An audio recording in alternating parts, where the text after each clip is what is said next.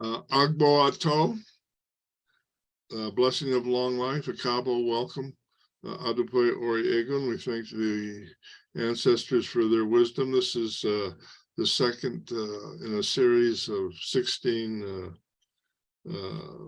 conversations about the elements that make up Yoruba liturgical words. Liturgical words are different than conversational words, and there's very little printed resources that really help us with those definitions. So the Yoruba language is made up of 126 three-letter combination, which has a spiritual significance. Some of those are two-letter combinations, and some of them are actually one-letter combinations and four-letter combinations.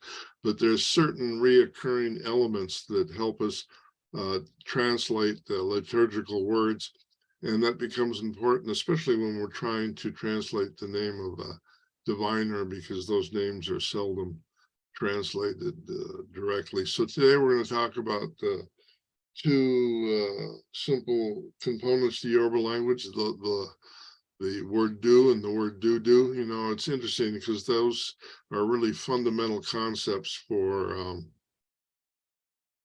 the Yoruba liturgical language, and they've obviously been corrupted through the use of slang.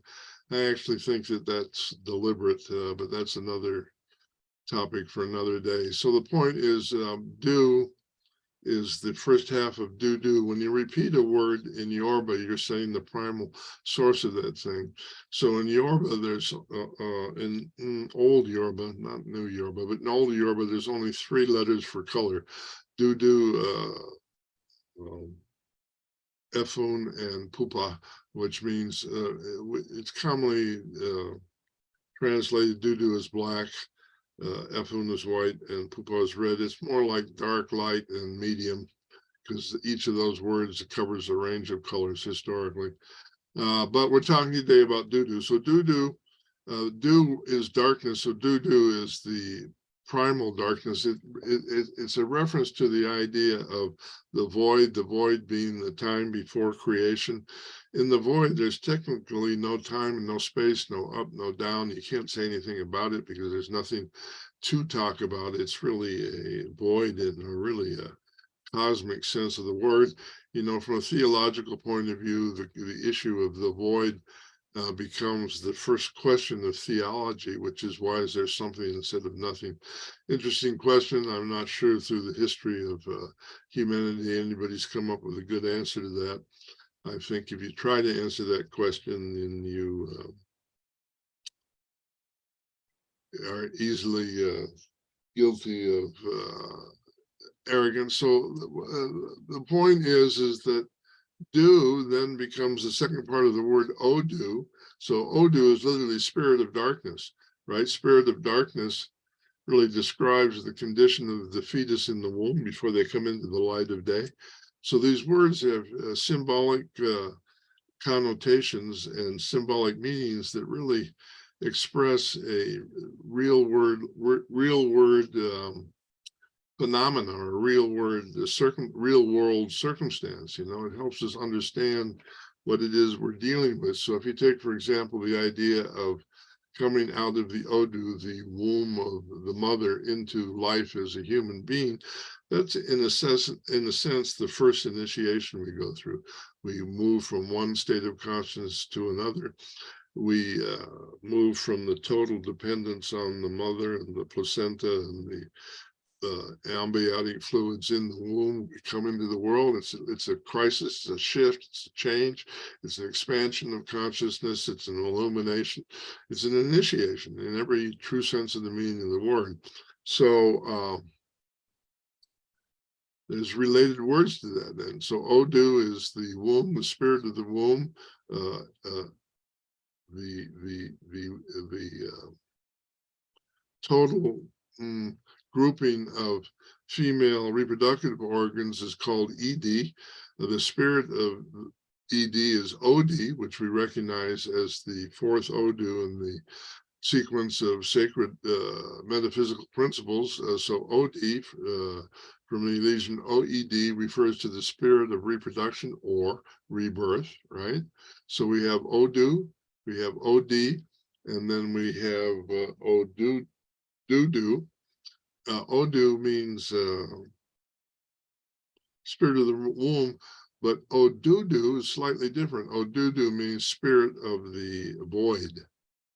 It's spirits that are in latent potential in the darkness of all of creation prior to creation. Okay, so then that kind of morphs into Oduduwa, which is the spirit of the void, comes from the darkness into the light.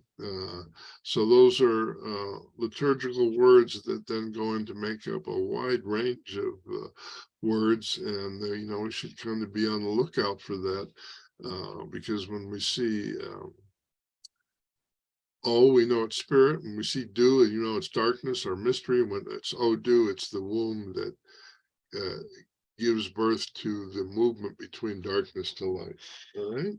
So I'm going to shift a little bit and talk about some categories of spirit, so we can kind of see how elisions work. So the first one I want to talk about is Aro ni mo ja. All right. So from the elision meaning there, it, ro, descend, ni, to be, emo, light, ja, aja, dog. So it's the spirit of the dog descends. All right. So dog is a generic reference to what we would call elemental spirits or non-human spirits. So an aro ni moja would be referred to the spirits of all the animals in the forest, and we can tell that from breaking down the word. All right. Aye lala. So in the next couple of lectures, we're going to talk more about aye and yeye and lala. But for now, aye lala means the spirits of light on the earth, from aye, meaning earth. Lala, from Allah, Allah, meaning the source of light. So as we move from the darkness of Dudu into the light of Lala, we have the transition and the inherent idea of the expansion of consciousness. Then I want to speak briefly about Oba Luaye, which is another word for Baba Luaye. Oba, from the elision Oba Ilu Aye. Oba, the king of Ilu, the village of earth. So it's a reference to, it's really a reference to specific ecological niches that have certain cycles of death and decay. That's a long, complicated subject, but in essence, the soil in traditional Yoruba culture is red. The red soil then is covered twice a year with a black topsoil. So when the winds come and blow that topsoil off, it exposes the community to diseases that are latent and festering under the topsoil, and that becomes like the birthing of Baba Luaye as the spirit of infectious disease, and those diseases then become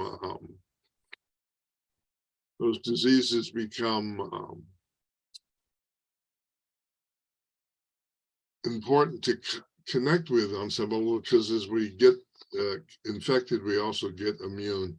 That's a process that's explained in the Odu Otuapan. Okay, now last I want to speak of Ele Nini from the elision Ile Ni Ni. So it really says, I am the house that is because it is. What this is a reference to is spirits that are self-generated. They are usually generated by internalized fear. Ele Nini in the best English way of looking at it is when people want to say something like the devil made me do it, or I'm being hexed, or somebody's possessed me. Ele Nini is generally a very strong internalized effort to resist growth that's projected into the outside world. So Ele Nini, because they're not real, are impossible to get rid of unless the person recognizes that they're the source of the spirit itself. Because every time you clean away an LA Nini, it's just reinvented with more superpowers, so to speak. So that is our conversation on the Yoruba language for today. I want to thank everybody. Stay safe. We'll talk again.